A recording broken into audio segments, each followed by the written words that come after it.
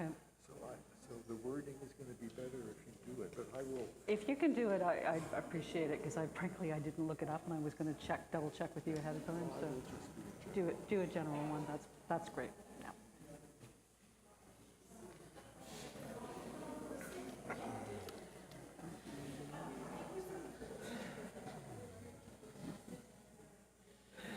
Well, good evening. On behalf of the lifelong learning team of St. Andrew's Presbyterian Church, welcome to this first presentation of our spring speaker series on the theme of healing and reconciliation. And we welcome those of you who are here in person, and in recognition of the ongoing risks related to COVID, we also thank you for wearing masks this evening. And we also welcome those who are with us on live stream at this time, and those who will be watching this series on YouTube in coming days. If you'd like to share in the cost of sponsoring this series, we suggest a free will donation of $10, and baskets have been available here in the church. And also you can give through several giving options online. In the past year, residential schools have made headlines as hundreds of unmarked graves have been found. Even in the past several weeks, Indigenous leaders have shared their stories in the media, and there has been stories of intergenerational trauma that have been caused by residential schools. And those stories have even been shared recently with Roman Catholic religious leaders in Rome. Tonight we welcome Lori Ransom to speak on the topic of the church's involvement in residential schools. Lori is a member of the Algonquins of Pikwakanagan First Nation, which is near Eganville, and Eganville is just east of Algonquin Park. And she has lived off reserve for all of her life. Now, Lori was appointed as the first Healing and Reconciliation Program animator for the Presbyterian Church in Canada, and later as Senior Advisor, Church and Interfaith Relations for the Truth and Reconciliation Commission of Canada. Last year, she served as Interim Executive Director of Kairos, Canadian Ecumenical Justice Initiatives. And she currently works as a reconciliation and Indigenous justice animator with the United Church of Canada, and is a member of the Canadian Council of Churches Executive. And Lori is an ordained elder of the Presbyterian Church in Canada.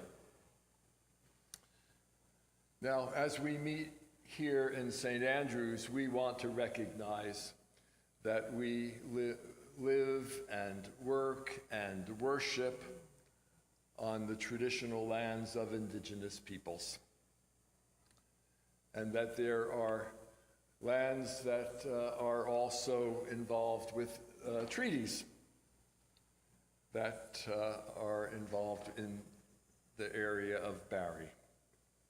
We want to recognize that fact and note that as a church, we are a people who are seeking to continue to recognize the traditions and values and spirituality of the peoples who first resided in these lands.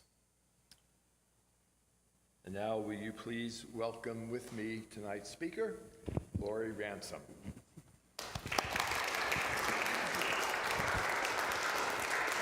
Thank you very much, Keith. It's fantastic to be back in a physical church setting. This is my very first public engagement since mid-March 2020. done a lot of stuff online, so it's good, although, the faces here still thoughtfully masked tell me we're still not out of the woods yet. Is the mic? I'm using this mic, so long as you can hear, and so long as Alex tells me I can be heard across the miles on, I'm okay. Awesome. But thanks, Mary Helen. Yeah, it's great to be here in person, and thank you so much for taking time out of your lives to come to talk about this wonderfully important journey that we're on in terms of our relationship as Indigenous people, non-Indigenous people, as members of the church. Are you still having trouble hearing? Okay. How's this? Alex, do we need to somehow bring up the volume, or is it me here with this on? Joanne's going to check me out, make sure everything's good. Okay.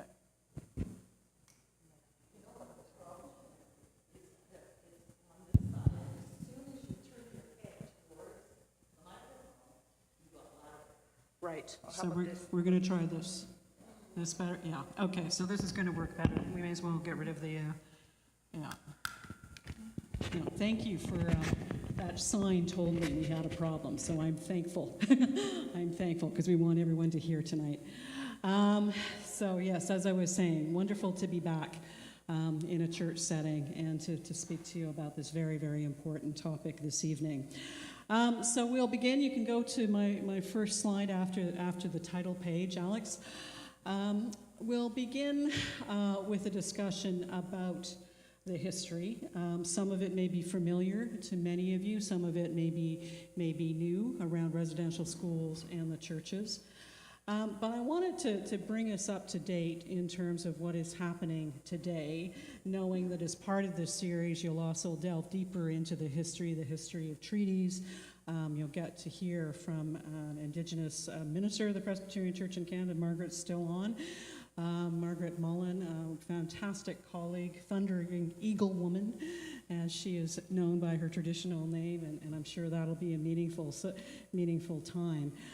So I want to talk about IRS. What is IRS? Indian Residential Schools, the Indian Residential Schools Settlement Agreement, which is what brought about a turn in the relationship between churches, government, and Indigenous people in response to the residential schools legacy that included the creation of the TRC, for which I had the great privilege to work.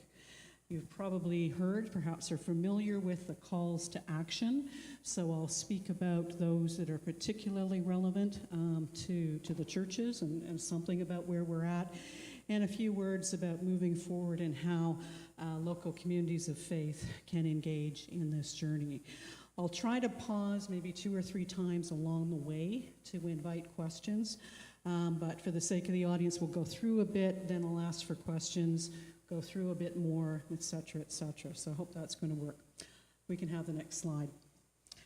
So first important bit of context, because the residential school story really began in the 19th century. To go back and think about the fact that we have shared this continent now for well over 500 years as settler peoples, newcomers, recent immigrants, and Indigenous peoples, and that this is about relationship. These days I don't often get a question. I used to get back in 2006 when I was first appointed to the Presbyterian church role, which is, how soon are we going to be reconciled? People seem to think that there was kind of an end point. If we did a few steps, etc., we'd get there. And really, the message is that it is about that word, relationship. And so it's the quality of the relationship that we're working on. We've had a relationship on this land for 500 years, and the work before us is to work through the wounds of history to create a better relationship going forward. We can have the next slide. And I'm just loving the fact there's one over here, because there's a screen over there, because I thought I was going to have to keep turning around. So you guys are really well set up here. Congratulations. So context. We won't this evening delve deeply into this, and as I just mentioned, part of your series you'll be hearing about treaties and that very important relationship among Indigenous and non-Indigenous peoples and the significance of land to both peoples. But again, it's important to remember that the residential schools were only one aspect of the colonial story. And they rose at a time where it's described if you're interested in reading more deeply on any of these topics, an author who I can commend to your attention is J.R. Miller. He's written several great books, one of which has this evocative title, Skyscrapers Hide the Heavens. And to quote him, he noted that at the time the residential schools came into being, Canadian government policies of the day were coercive. A few examples of that policy beyond residential schools, that though treaties were signed with the intent of articulating how the land would be shared, and certainly Indigenous peoples understood them as a means of how the settler people and they would have an ongoing relationship. There's no question they were violated almost as quickly as they were signed. Many of you may have heard of the pass laws. Some of you may even know that people in South Africa visited Canada in the 19th century as they were setting up the apartheid system there to see how our system of reserve works, just to learn that, oh, you could actually give people living on reserve, require them to get a pass to leave the reserve to go anywhere else. Can you imagine? Can you imagine not being able to leave a very small, bit of territory where you live without a pass from an Indian agent? And efforts were also made through those pass laws to ban contact among Indigenous leaders who may want to strategize to fight unjust laws such as that. Spiritual ceremony. One of the crying shames of the relationship is that the country has been robbed of the tremendous spiritual depth of Indigenous people and opportunities to learn about their own historical encounters with Creator and what they have learned over the years in that journey. Thankfully, we're at a point in our relationship where opportunities are growing for people outside of Indigenous communities to experience Indigenous ceremony, to hear from Indigenous elders and knowledge keepers at many events such as this, and to learn about that spirituality. But alas, the government of the day at the time of residential schools was convicted through representations largely from churches that said no, Indigenous spiritual beliefs were pagan, they were of the devil, they needed to be dealt away with, and as part of a strategy, not the only strategy, for teaching the gospel of Christ to Indigenous people, residential schools were important, but ceremonies themselves had to be banned. So a lot of those ceremonies went underground. Some died off, and this is part of the challenge facing Indigenous people today, as many seek to recover traditions that have been lost. Some will never be able to be recovered because there simply hasn't been people to pass along what those ceremonies are, but efforts were made to preserve them. 1927 Indian Act. The Indian Act has been amended many times since it was first signed in 1876. For example, one of the questions I have often get, well, how come land claims have only been a recent phenomenon? One of the reasons was there was an amendment to the Indian Act in 1927 that outlawed hiring a lawyer. An Indigenous person couldn't pay money to a lawyer to make a claim of any sort on their behalf. So again, you start to see a systemic effort to colonize, to prevent Indigenous people from living in the kinds of lives they had always lived. And as you see at the last point, the vote not granted, federal vote not granted to status Indians until 1962. Provinces around that time as well, some earlier, many later. Next slide, please. So as we're moving to the next slide, that is all I'm going to say this evening in terms of the kind of overarching history of residential schools. So we're going to go right into the residential school story right now. One of the quotes that I think really tells the tale for anyone who still may be somewhat doubtful about, okay, well, wasn't this about educating children? And yeah, there was certainly a part of this. And indeed, what is often forgotten is in the treaties, in many of the treaties, they had education clauses. The Indigenous people of the day recognized that settlers were coming into Canada with knowledge that could be useful to them. And there was going to be knowledge in terms of having knowledge that was useful in terms of having the kind of relationship in modern Canada of the day. But they never imagined how that residential schools would unfold in the way they were when they talked about, the settlers providing Indigenous children with an education. They would not have heard anything such as was written in an 1886 government report, that from the government's perspective, only Native children could undergo the transformation from the natural condition of Indigenous peoples to that of civilization. That adult Indigenous people needed to be emancipated from their present state of ignorance, superstition, and helplessness. They were physically, mentally, and morally unfit to bear such a complete metamorphosis. One example of what documented government records of the time that residential schools were set up said about why they were doing this. It was about taking the Indian out of the child. You can have the next slide. So I said rather cavalierly that residential schools really began in the 19th century. There was an effort.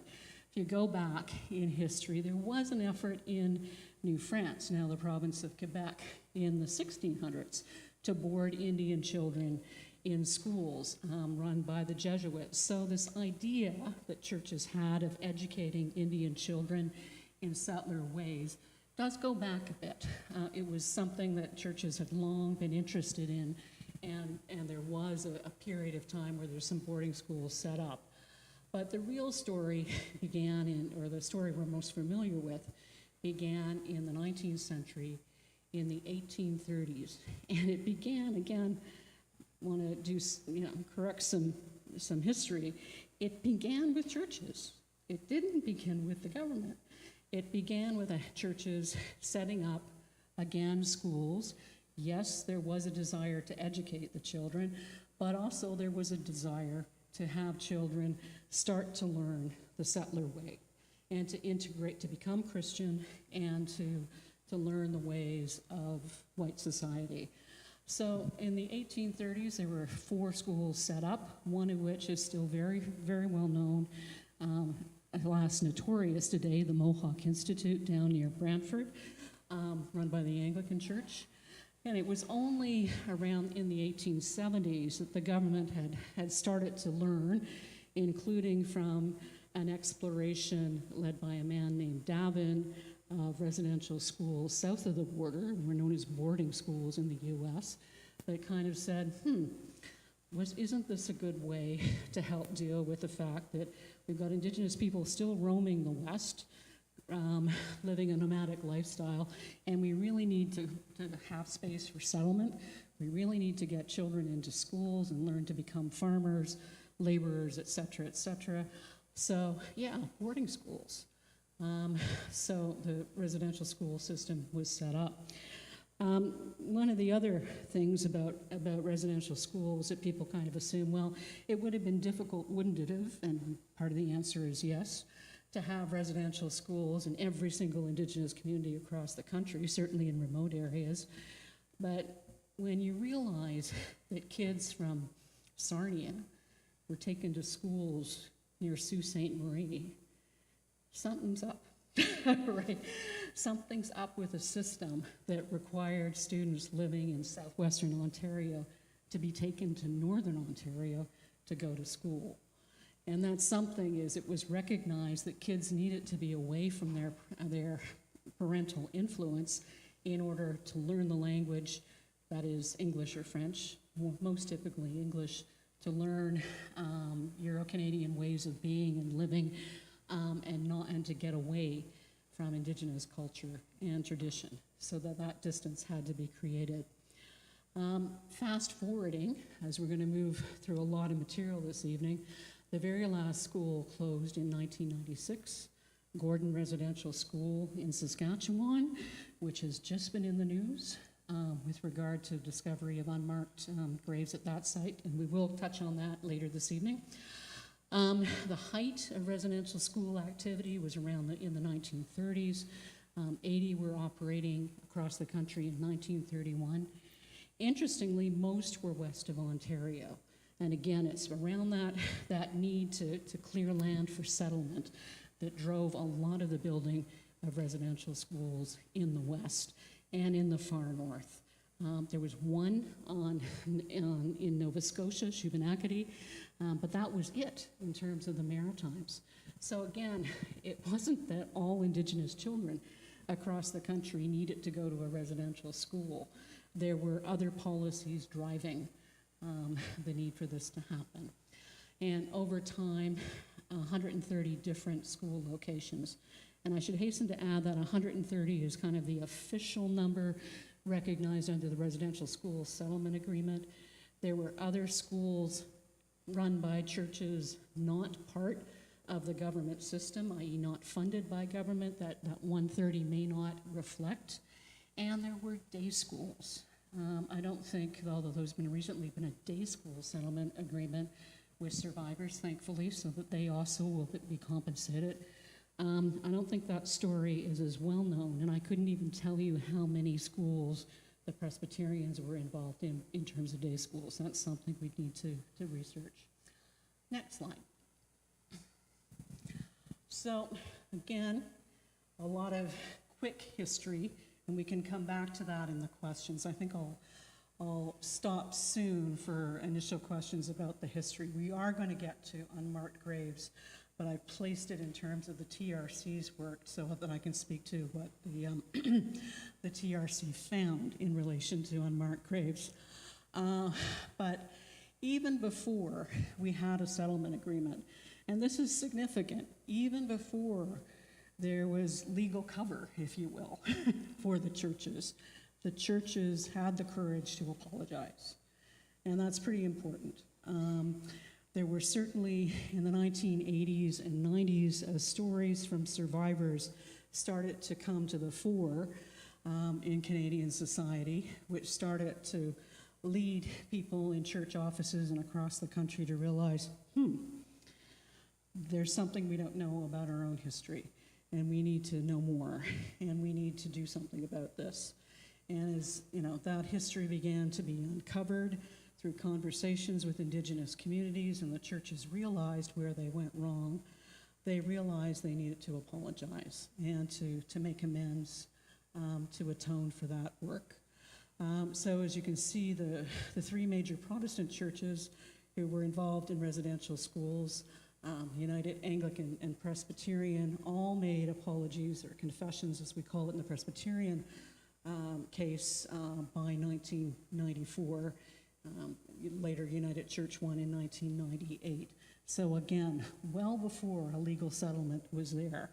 And I don't want to underestimate, some of you may even remember conversations in the church at that time. There was real fear about what this would do to churches, particularly financially, by making an apology. But the ethics, the moral sense of a need to take responsibility for being involved in a devastating system outweighed, those legal fears, and they did apologize. Not as well known, sadly, for our Catholic brothers and sisters, is that the major order which ran residential schools, the Oblates, did a quiet apology, a relatively quiet apology, and a beautiful and deep apology in 1991. Unfortunately, it has not even been well publicized in Catholic, across the Catholic church system for reasons I can't explain. But it is well worth a read. It's beautiful. and it's deep. The other Catholic apologies that I've noted there all followed that settlement agreement to which Catholics were a party to. Most recently, of course, that beautiful address that Pope Francis gave to the delegations who came to Rome at the end of March. And we expect an even fuller apology when the Pope makes it to Canada. Literally, God willing, we understand his health is not too great, but he will be here if at all possible in the summer, perhaps. So I think, also because I'm going to grab myself a sip of water, I think this might be a great point, Keith, to invite people to, I think, either to come to the mic, is that right, or for me to... You're going to moderate it? Lovely. So we can do maybe 10 minutes. Okay, and we're going to switch. All right. So how is this over here? We're better? Much better? Okay, so it sounds like I can use this one. Then I don't have to hold that.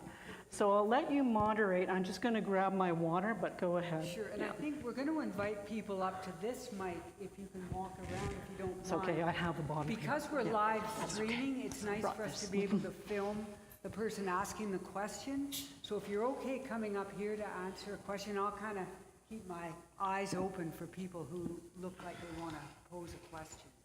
So please, I welcome you to come up.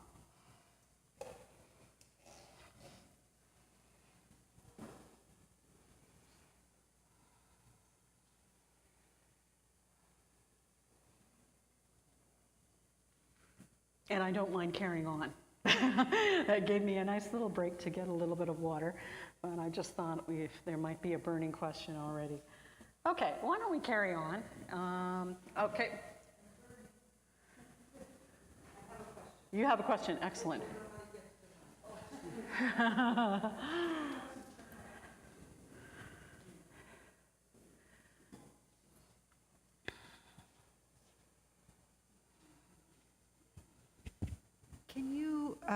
Can you comment on the pressures or the influences that contributed to the churches making apologies? Because it didn't just come out of the ethers, and the government was still reticent, didn't want to disclose the horrors.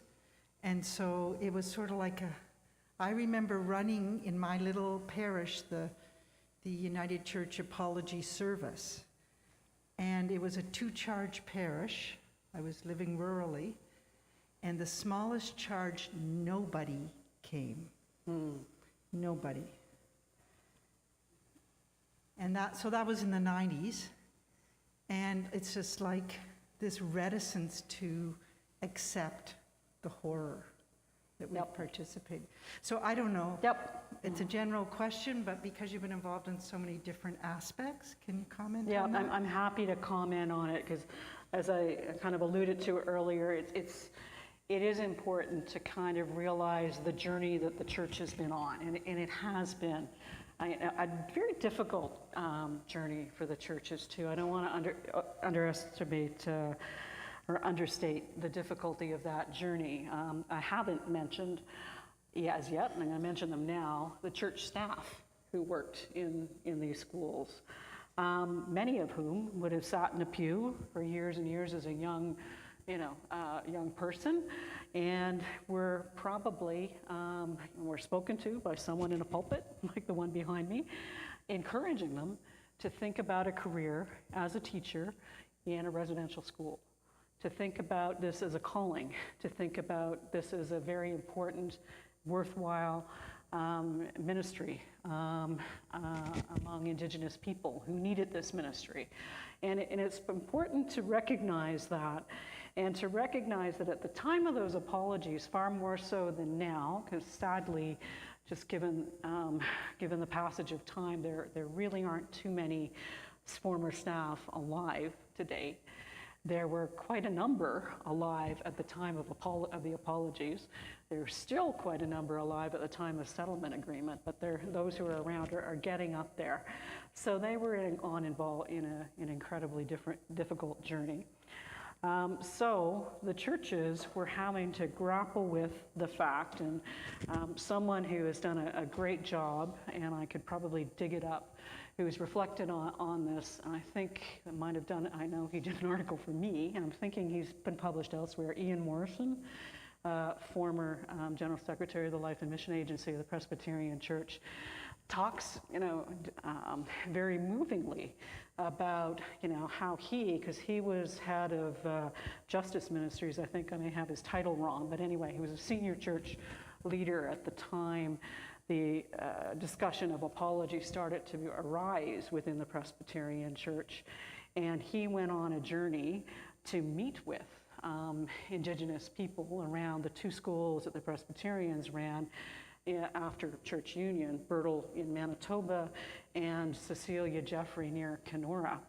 And he speaks about how much it rocked his world as, a minister of the Presbyterian Church in Canada, who up until that point had a really high view of his church and of his denomination and of the work that it did. And to realize that this church that he loved so very deeply could have been involved in something like the residential schools that was so destructive was devastating, as it would have been devastating to a number of staff, not all the staff, but to a number of staff who worked in the schools. So at the time of the apologies, all of this was swirling around. The church itself was having to grapple with a new sense of itself, a sense that it had sinned, and wondering, well, is this real? Can you imagine? I can give you a live example. I'm going through this now because my former dear colleague in the Anglican Church of Canada, Archbishop Mark MacDonald, just resigned, if you haven't heard, because of a sexual abuse allegation that he was involved in. This has rocked my world, that he was involved in this. So imagine this on a huge scale, hundreds and thousands of children involved, et cetera, and the church is having to grapple with this, having to grapple with the fact that lawsuits were being filed, starting to listen to the Indigenous community who were in a very difficult place themselves, survivors terrified to come forward and share their stories because they didn't know whether they'd be believed. To the day that the TRC was doing its work, we listened to survivors say, "This is the first time I've told my story to my family." They hadn't shared it publicly at that point in time. So survivors were in a difficult spot. They certainly didn't know how the churches were going to react. Were the churches going to fight them? Were they going to say, "Go away, we don't believe you," et cetera, et cetera? It took courage from survivors to do this. One of the most significant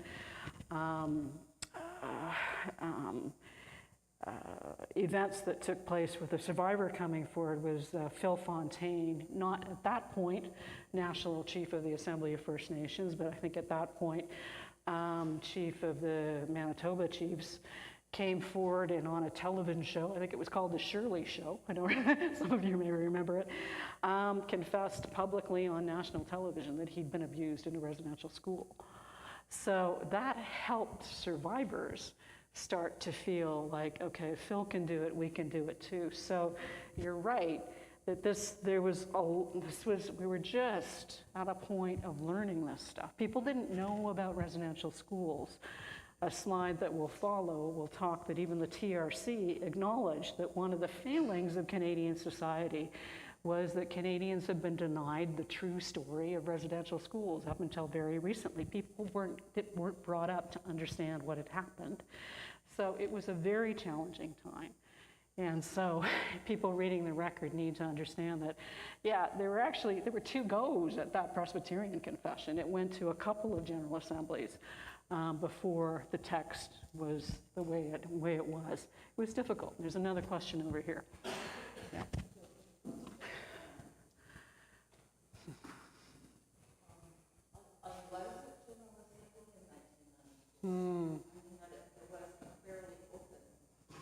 conversation, and there was a meeting of minds to say, yes, we need to apologize. So there was that conversation. Now, the conversation about residential schools, I don't know that I remember that, but certainly the things that were done to children was just a crime. You know, if you do it to our children, these children here, Jesus says, it's better that a millstone be hung around your neck, right? So to have treated children in this terrible way, although I think the Brits sent their kids away to school all the time, so maybe there was that lack of understanding about the importance of family and tradition and learning. So, but still, it was cruel and inhuman. That's very, very helpful. I so appreciate your sharing that. It's good to hear from someone who was there at the time. Awesome. Thank you. All right, let's move on. Some of what I've just said will kind of come up again as we move forward, but those are rich questions and rich reflections. Thank you for that. So again, the apologies predated by a good 15, 20 years in some cases, the settlement agreement. So after the apologies were there, happened in the 90s, the lawsuits from Indigenous survivors started to come to government and to the churches. And in terms of thinking through how to deal with those lawsuits, a settlement agreement process began. It involved plaintiffs in 9 separate jurisdictions, represented by, at the settlement agreement table, by the Assembly of First Nations and the Inuit Tapiriit Kanatami, ITK, the National Inuit Organization, government, and again, the 4 major denominations. Briefly, what did that settlement agreement include? It included a common experience payment, so with a low bar in terms of proving you're at residential schools. So 80,000, more than 80,000 eligible survivors were able to get something out of the settlement agreement. The figures are there in terms of what they received: 10,000 for the first year or part year at school, and additional 3,000 for each and every other year. When you hear those figures, you may realize why Indigenous people from time to time hear about $1 million settlement agreements, being given to other people for egregious, attacks on their human rights, and they say, how come? So the figures are there, and it's unfortunately a very clumsy way to deal with deep trauma. There was an additional element, Alex, for the next slide. For those, and our last commenter alluded to the physical and sexual abuse that was all too common in residential schools, and how we needed to apologize for that without question. So the settlement agreement established an adjudicative process, the independent assessment process, which was somewhat re-traumatizing for survivors to have to go through. At least it was private, it was before an adjudicator. If the survivor wanted it, the church could be represented there, not to defend themselves, but to listen, to observe, to offer an apology to the survivor on the site. And those who represented churches at those hearings found them deeply moving to be part of those hearings. This, I'm using John Malloy's phrase, is a national crime. When you hear about the numbers of people who went through this process and were given a payout, with the maximum grant being $250,000, that by the end of the process, over 34,000 Indigenous children, now adults, had claims admitted to the process and had received some form of compensation. 34,000. And when you think, okay, approximately 150,000 kids over the life of the residential school story, many of whom would have died before the settlement agreement process even existed, the percentages blow one's mind about the level of abuse in the schools. It just, those are the kinds of figures that are not terribly public, although they're available, but something that we are, we need to atone for. Other elements of the settlement agreement: money for commemorative events and communities, which the TRC had a hand in recommending, and the TRC itself. People often mistake the TRC as being a government-appointed commission. Well, the government helped get it off the ground, and and supported its operations. This was the first TRC of some 60-odd truth commissions around the world to come not from a government, but out of a court-ordered settlement agreement process, and the first to focus on the experiences of children. Next slide. A beautiful, and I've been used this for years now, a beautiful quote about what the TRC was set up to do came a former leader of the Assembly of First Nations, who also co-chaired the Royal Commission on Aboriginal Peoples, George Erasmus, Indigenous leader from Northern Canada, who said that where community, and notice the emphasis that he's putting on it, where community is to be found, common memory must be created. So George is alluding to the fact that the Canadians and Indigenous people, up until very recently, had lived very different understandings of the history going on in their own country. George said the TRC, in bearing witness to what has gone before, will help create that collective memory and, importantly, a shared hope that will benefit both Aboriginal and non-Aboriginal people in Canada long into the future. Little aside about nomenclature, you'll notice we're using the word Aboriginal back in 2007, etc.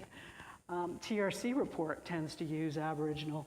The language has shifted again to Indigenous. So that's why you're seeing on some of these quotes Aboriginal versus Indigenous, because the language is shifting in response to the Indigenous community's sense of how it would like to be spoken about.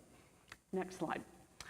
We've spoken already about the tremendous gratitude we bear to survivors who came forward to speak to the Commission in their thousands. I don't have the numbers with me with this slide presentation, but I think we had at least 6,000 people come forward either publicly or privately to tell their stories to the TRC.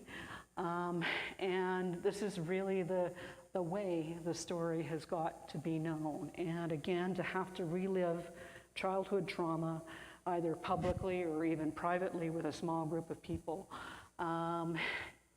incredibly difficult, and yet they did it. They did it, and very often I can attest, having been there, they did it surrounded by family members, and it was clear they were doing it with the hope that this was going to make a difference for those family members. Remarkable courage. Next slide. Sorry, you may not be able to see the typing on this small page. Some of the findings, TRC issued a number of reports. They were required to submit an interim report, and here's that Aboriginal word coming up. So some of the clear findings 2.5 years into the mandate, that residential schools constituted an assault on Aboriginal culture, an assault on Aboriginal families, an assault on Aboriginal culture, that residential schools constitute an assault on self-governing and self-sustaining Aboriginal nations, i.e. it wasn't just the impact on the children the TRC was pointing to, but by having all that impact on the children and their families, TRC's slogan, for the children and for the parents left behind. And when you think about, some communities have 7 generations of Aboriginal children going to the school. Can you imagine the impact on the community? Can you imagine years and years going by where there are only adults around? There are no children running around, absolutely no children. What's it like to live in a community without children going around? And then going back into, years later as children who've been educated to speak another language, with different beliefs, and to try to function in that community. And then, as I was mentioning earlier, that Canadians have been denied a full and proper education about the nature of Aboriginal society, the history of the relationship between Aboriginal and non-Aboriginal peoples, and that this needed to be corrected. And I skipped one, that the impacts of residential school system were immediate and have been ongoing since the earliest years of the schools. I'm even having trouble reading my own typing, but you get the point. Next slide. In his introduction, Keith mentioned the recent revelations with regard to unmarked graves and missing children. So it was only part way through the Truth and Reconciliation Commission's mandate that as survivors spoke to the commission, as reporters started to get wind of this fact, and they hadn't realized that there were a lot of children who had gone missing from residential schools and their stories were not known. The TRC was asked midway through its work to collect information of what, at the time, there was an estimate of about 6,000 missing children based on information available. Glad to say that the TRC received good cooperation from provincial coroners' offices and from governments around the country in beginning to gather information. There was a burial site commemoration project ongoing in some places with church support, but we were in the early stages, even at the end of the TRC's mandate, of gathering that information. Responsibility was then turned over to, and I'll have this on another slide, the National Center for Truth and Reconciliation, which guards the legacy of the TRC's work. That center released in 2019 a National Student Memorial Register, which documented at that point in time 4,124 specific children who they identified who had gone missing from the schools. Might have been in one of those unmarked graves, but missing in that the family did not know what happened to that child, to those 4,000 kids. Move on. The TRC had an entire volume of its report was focused on missing children and unmarked burials, so a little bit more about that. Over 1,000 died prior to 1940 and have never been identified by name. The majority of the deaths, I'm often asked, well, what did they die of? In this day and age, boy, do we know about the dangers of respiratory disease. A majority of them were dying of things like tuberculosis, pneumonia, in cramped schools without access to good medical care. There were fires at schools, there were accidents. I haven't yet mentioned that life for a child in a residential school, many schools operated what they called a half-day system. They weren't educated the whole school day in a classroom setting. They were often educated half the day in a classroom setting, and the other half of the day was in one of the areas where the school administrators and the government thought they would end up working. They worked on a farm, or the little girls learned how to sew or to cook, or they worked in a laundry or in a shop, etc. So there were accidents. There were farm accidents that led to some deaths. There were some documented cases of suicide of kids in schools for reasons one can easily understand and imagine. Many of the burial sites to date remain unknown. Certainly the TRC documented quite a number that at that point in time, because the churches had long not, been many decades since they had run the schools, no one was looking after those remaining institutions, so many cemeteries were at that point abandoned and vulnerable to disturbance. But I think what is most criminal about this story is that why weren't the families told that the child died? There was contact annually going back and forth to the schools, taking kids from the school back to the community and back, etc. Surely a letter could have gone and said, so-and-so ran away, so-and-so died of pneumonia, whatever. But for whatever reason, and this is a part of the story that no one has yet been able to figure out why were they not told? Why was there such a lack of caring and concern for the family of that child? Wouldn't they want to know what happened? There was enough contact. It couldn't, no, they wouldn't necessarily have been able to call the night it happened, but they could certainly get a letter up to these communities. It was not hard. Next slide. Yeah, next slide, thank you. Presbyterian specific involvement in residential schools. Prior to church union, 11 schools, and this is important, and I think it's commendable that the Presbyterian denomination, in following up on the unmarked school grave story, is taking responsibility not just for the 2 schools that it got left, after church union, Bertle and Cecilia Jeffrey, but they're willing to work, and they've reached out to communities in BC, Alberta, Manitoba, Saskatchewan, where they also had schools, that many of which either folded prior to church union or were transferred to the United Church at church union. If you are unaware, shortly after Kamloops, the outgoing moderator, Amanda Curry, and the incoming moderator, Dan Scott, wrote a joint statement. I haven't quoted the entire statement.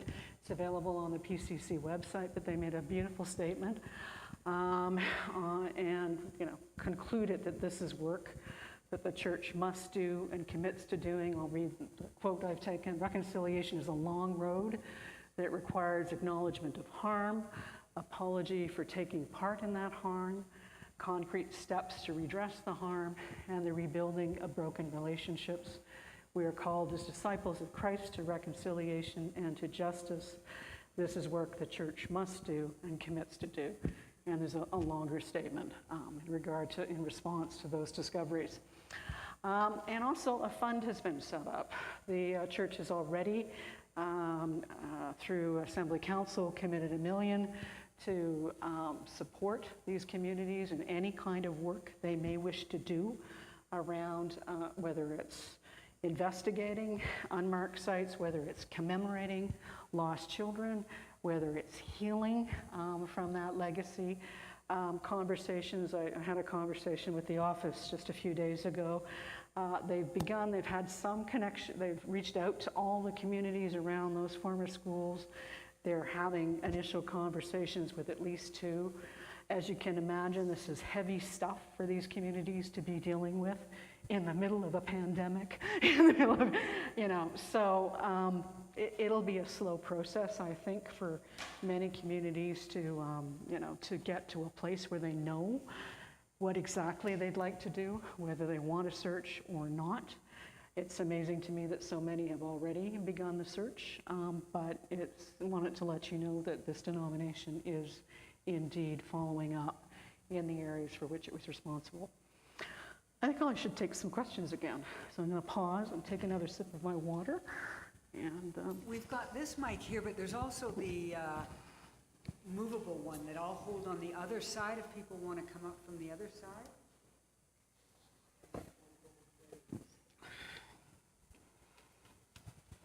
oh, what beautiful Ukrainian eggs you have on this altar. What a lovely gesture. I like that.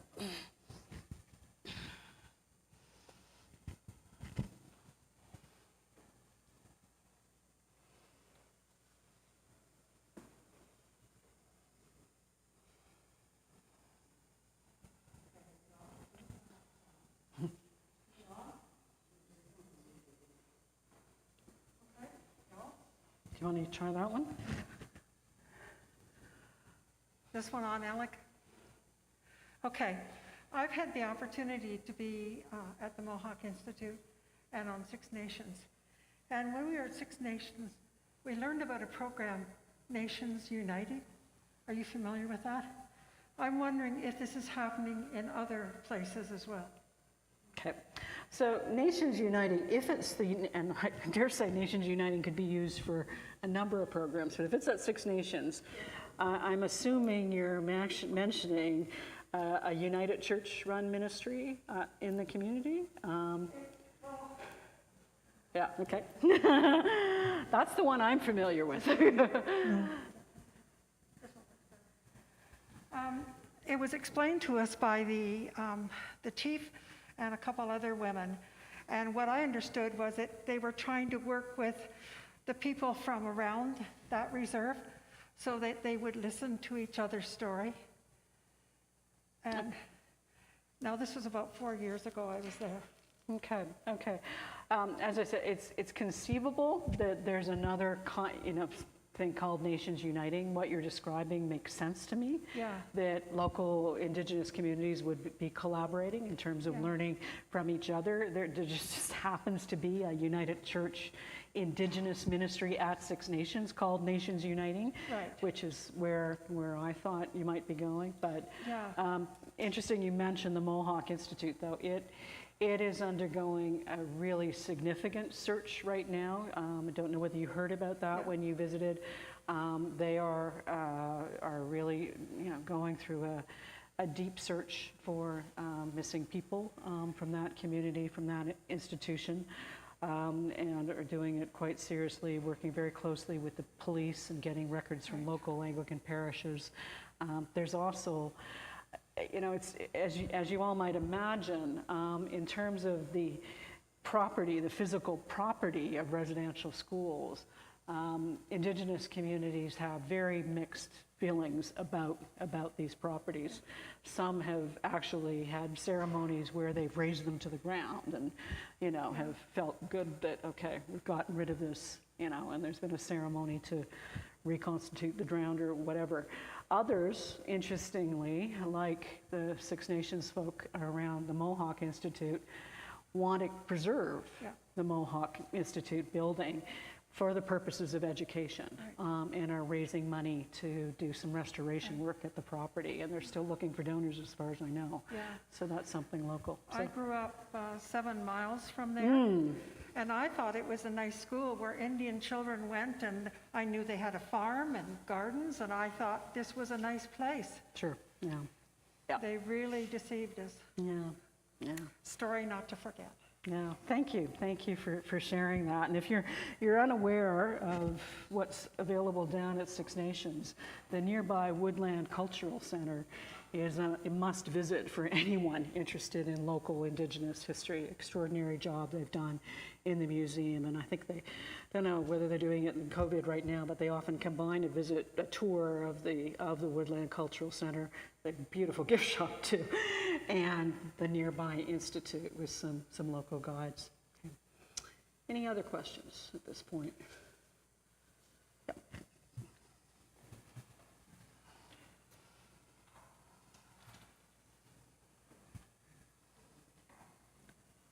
Thank you. I don't know if this is an appropriate question at this point or not. You talked about, at the beginning of your talk, that it's about relationships. And I heard, and I'm aware of, I'm from Hamilton, so aware of the Nations Uniting at Six Nations. And I think within most of our, I'm a United Church person, with most of our United Church congregations, we have the opportunity to connect with Indigenous congregations. My question is, new to Barrie, and you may not be able to answer this, but how do we build relationships, genuine, respectful relationships with First Nations people who don't want anything to do with the church? How do we begin that journey? Okay. Fantastic question. I will have a slide towards, I'm going to comment on it. I will have a slide towards the end of the presentation about what people can do, but let me start to take that question because you had an interesting kicker at the end. I was all ready to get into that one, and then you added the kicker, who don't want anything to do with the church. And that's the really interesting one. Clearly, and I'm aware there's a Friendship Center here in Barrie, and I'm aware that there have been some churches who've worked with the local Friendship Center, I think there's a powwow, or there has been a powwow in Barrie, and churches have sometimes been part of that, but that's an organization that is clearly willing to have some collaborative effort with local church communities. But in terms of those who quite understandably, are suspicious of any contact with the churches and worry, there are other mad. There could be any number of reasons. They could be mad and don't want anything to do with it. They could be suspicious about, is this still another way to convert? That they just don't want anything to do. And so the relationship building may have to wait in terms of the direct contact, but I think there are many things one can still do to get to know, the Indigenous community and the people who may not want to work with the church. There's so many. It used to be easy to kind of name good Indigenous books to read. It used to be 15 years ago. There's just such an enormous wealth of material out there now to read, whether it's videos, whether it's books, to have a discussion group and learn the history. Many, good historians at universities who you can, invite in to hear more deeply about, an Indigenous group of people. Certainly getting to know the issues that are important to a local community and maybe doing some advocacy, not even necessarily with them, but if you know that they have got concerns about water or education or child welfare or a land issue, etc., I'd suggest do some research. Is this something that you would feel that you could support and maybe advocate for? And if they see the church is also advocating for something they're concerned about, that might change some minds, etc. But first and foremost, figure out a way to get to know, the local history would be the simplest answer I could give, because it's a challenging one, because there are all kinds of reasons, including just being so busy. And when you think about, I hear from Indigenous communities these days, so many people want me to come out and speak, and I've got my own ministry here. I've got my own work to do, and they don't want to be impolite. And so sometimes it can just be a matter of, it's not that they don't want to, they're already working flat out on other things, and they don't have the time to engage in, a relationship building activity with the church at this particular moment in time. So try not to be discouraged. There can be all kinds of reasons why an Indigenous group is not willing to work with the church, but there can be ways for the church to to do its work, to learn about the story. Well, hope that's helpful. Did I see a hand over here? Yep.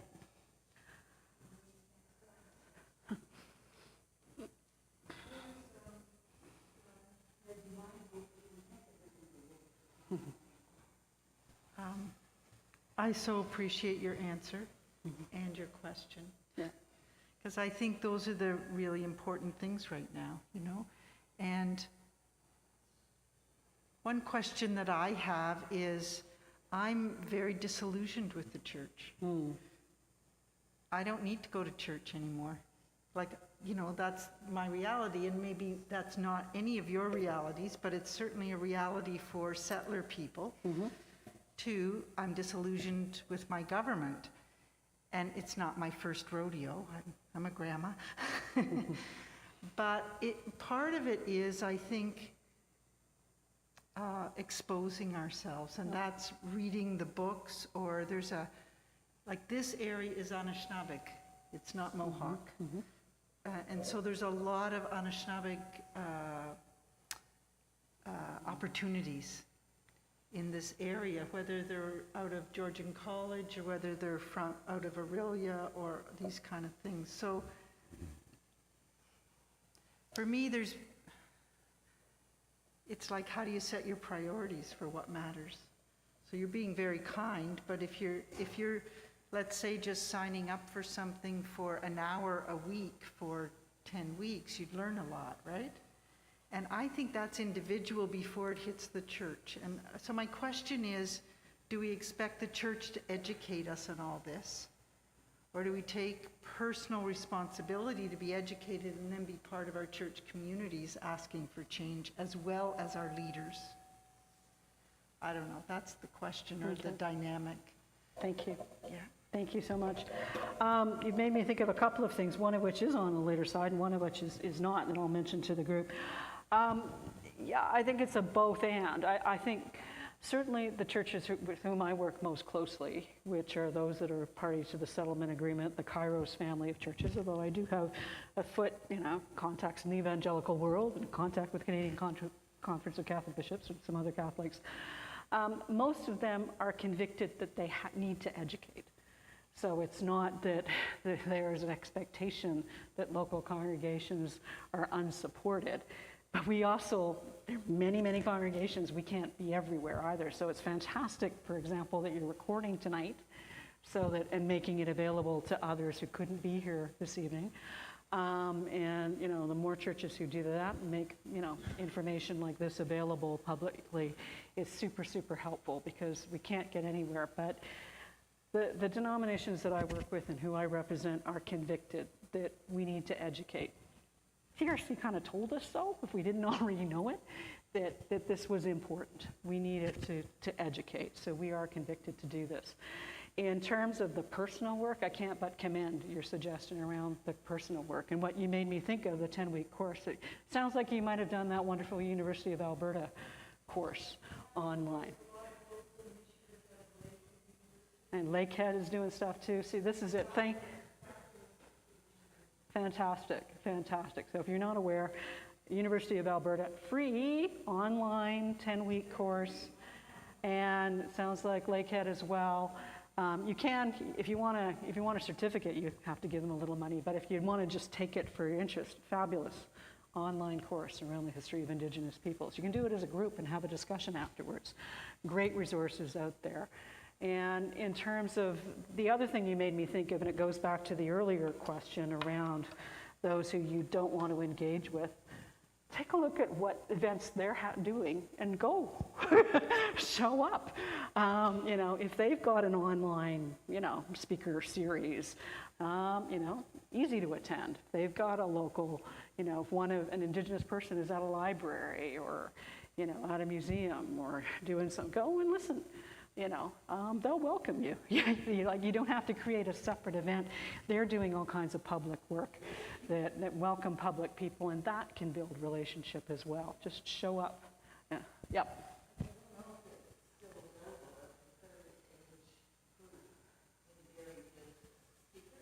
Third age Barry, did speakers?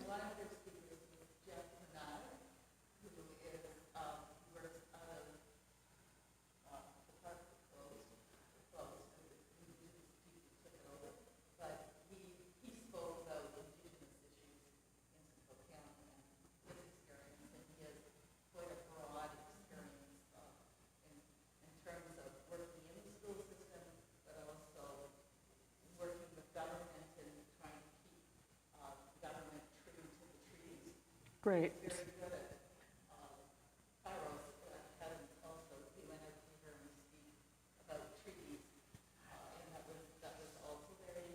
Right. There is also in the school system a friend of mine who's Indigenous. Her son in Callum works on Indigenous studies in the Simcoe County District School System. So there are, things are happening in the school system as well, and they happen to be monthly. So they come from. Fantastic. Yeah, the local, just for the people who couldn't hear, particularly online, comments around local school system, bringing in Indigenous speakers. And sorry, the name of the speaker who was with the third age group was, she's going to come up. Jeff Monig. Jeff Monig, okay. Jeff Monig. Jeff, excellent man, who's worked tirelessly. And Ian McCallum works for the school board, Simcoe County District School Board, so those might be resources that would be helpful. Fantastic. Thank you for sharing them.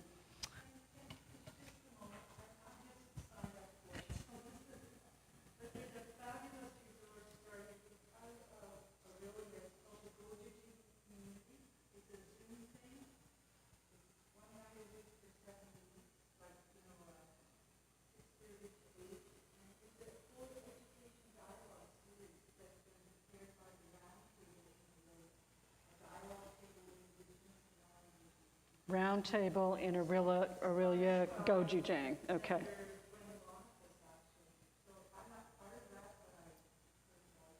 Yeah. Yeah, all you need to do is look, because there's, yeah.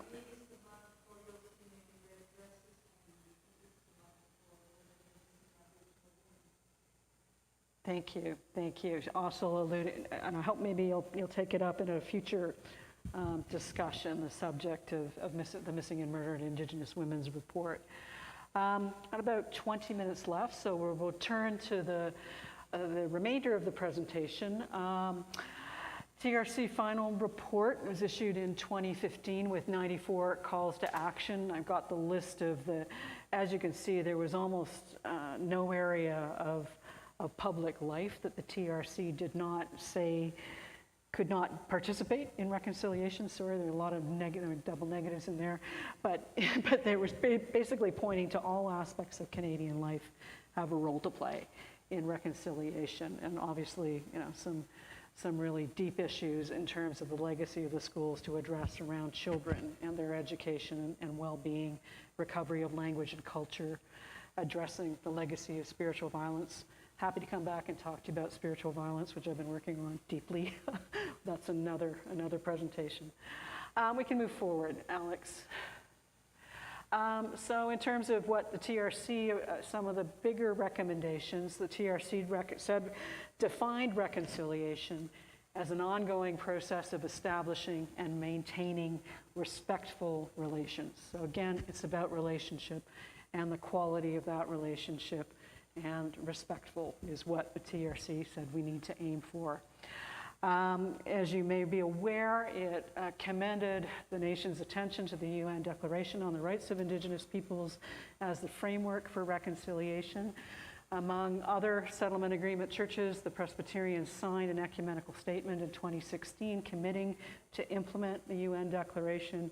You'll note that this was before last year's passage within the federal parliament of the UN Declaration Implementation Act. So it's now Canadian law that government policies conform with the UN Declaration. We haven't yet, and it's been what, 6-7 years since the TRC issued its calls to action.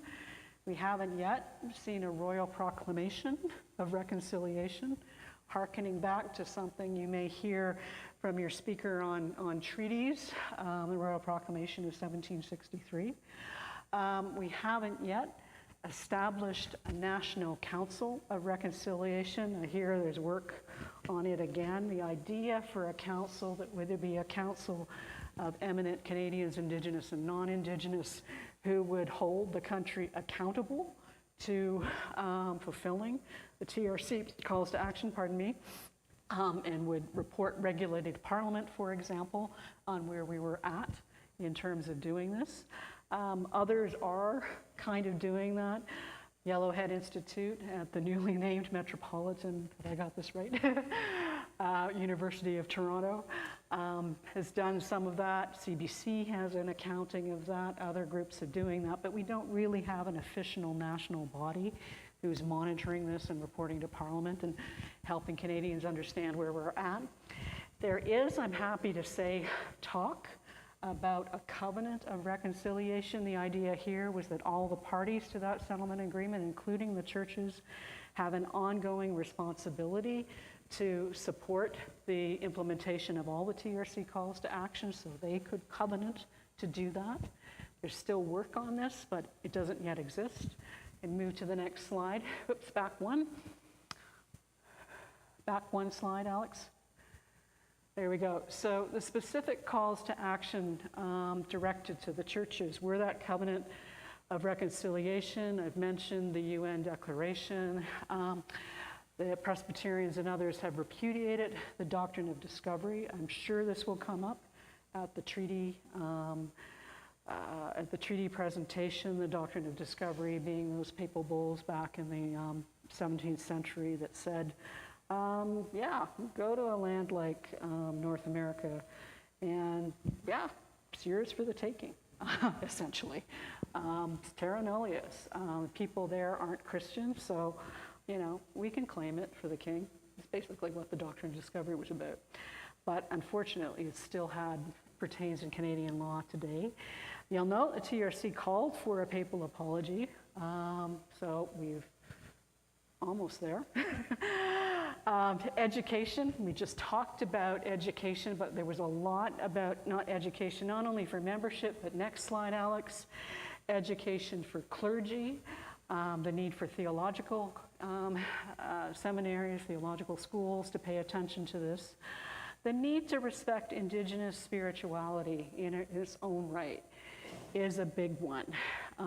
Because of the attack on Indigenous spirituality on many levels, through the banning of ceremony that I mentioned at the beginning, in the residential schools where children were taught Christian ways, and on reserve through mission work. There was a large attack on Indigenous spirituality, vital to any society's culture.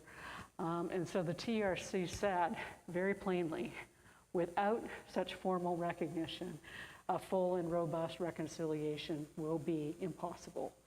And churches need to work to prevent ongoing spiritual violence, ongoing forms of ministry and mission that continue to degrade and disrespect Indigenous spiritual traditions needs to stop. And then funding, which again, PCC is involved in funding for healing and reconciliation projects, language and cultural revitalization, relationship building, and one that we haven't quite got to because we haven't quite figured out how to pursue this, although the Canadian Council of Churches is working on this one a little bit, dialogues between Indigenous spiritual leaders and youth, concerned about, as many Indigenous leaders will tell you, very concerned about young people, particularly in reserve communities. Sadly, we hear through the news the sad stories of still high rates of suicide, substance abuse, etc. Indigenous people are still in a process of recovering their identity, pride, sense of well-being, and part and parcel of that is spirituality. And that's why they were pointing to a need to try to bring Indigenous spiritual leaders and youth together. Some of that is happening through individual language cultural revitalization projects, but we haven't worked on a national scale to do this. And then final slide, I think this is the final slide. And again, apologies for small type, but some possibilities, some of which we've already covered in the questions. So there's the relationship building. And as I said earlier, go to Indigenous events. And people in this audience have given a number of examples of local things that are happening, whether they're online or in person. Plug for ecumenical approaches. What is your local United Church doing? What is your local Anglican Church doing? Maybe there's a way to work together as churches continue to, have challenges around both human and financial resources. They're all interested. This is one of those issues where collaboration should be relatively easy across the churches to work on Indigenous issues. There's money still available to local congregations from the Presbyterian Church in Canada, up to $5,000 per project, and information is available on the PCC website about this. We've spoken about the importance of ongoing education. There are new resources from the Presbyterian Church, one called Why Work to Decolonize, another that is a study guide around that confession of 1994 that we spoke about earlier. Indigenous guest preachers, you're hearing from Margaret, so you're already doing that. You've got Margaret, she may not be preaching, but she'll tell you some fabulous stuff. I should try to tune in. And books, there's a growing number of articles around that word decolonizing, around theology, how to decolonize our theologies as churches that can be useful. And we've spoken briefly about advocacy. So there are many ways, and it's up to local communities and groups to figure out, where are you at? What do you feel most called to do? Is it ongoing education? Is it relationship building? Is it advocacy? It doesn't have to be everything. Discern what your gifts are and what you're passionate about. There are many, many ways you can support this journey. So I think I'm going to wrap it there. My final slides are just my contact information, et cetera, and take any remaining questions.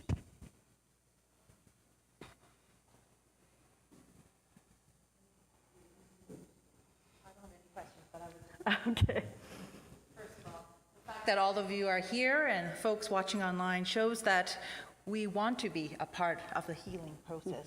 And Lori, thank you so much for this informative, engaging session for us to learn our role in church and for us to hear the residential schools, the trauma, how it has impacted and continues to impact the Indigenous community. And I truly feel that it begins with fostering a relationship based on love and respect. Oh, wonderful. Thank you. Thank you. Miigwech. Thank you. And folks, for our next month session is May 27th at 7 p.m. and the theme is the church and reconciliation looking forward. We'll be having 3 guest speakers, Reverend Dr. Margaret Mullen and Reverend Linda Patton Cowie here, and Ernestine Baldwin. So please join us for next month at 7 p.m. Thank you for your time. Thank you, Lori, for your time. Pleasure.